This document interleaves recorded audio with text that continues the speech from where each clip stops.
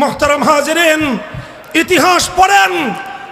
আমরা চার মাযহাব দুনিয়া জুড়ে, চার মাযহাবের ইমামদের মধ্যে ইতিহাস পড়ুন।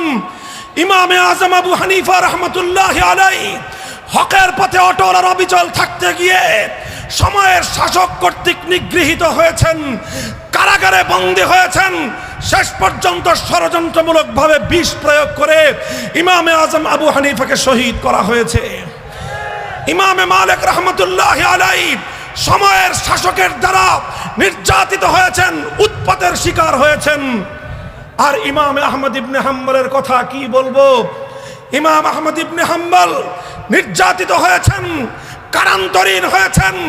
দিনের পর দিন প্রতিদিন তাকে এত জোরে বেত্রাঘাত করা হতো, প্রতিদিনের বেত্রাঘাতে ইমাম আহমদ ইবনে হাম্বলের শরীর থেকে রক্ত ঝরতো।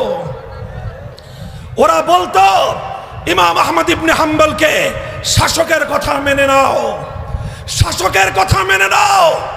আহমদ ইবনে হাম্বল বলতেন, ইতুনি বিকিতাবিল্লাহি ওয়া সুন্নতি রাসূলিহি আত্তাবিকুম।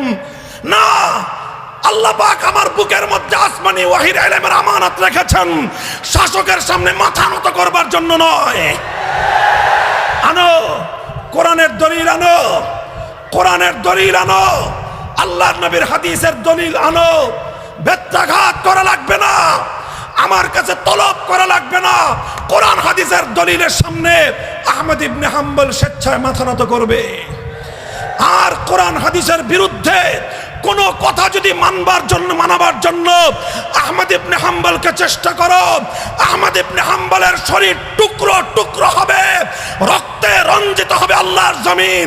আহমদ ইবনে হাম্বল ঘাড়ের উপর থেকে কল্লা দিবে, হকের ঝান্ডা ভুলুণ্ঠিত হতে দেবে না।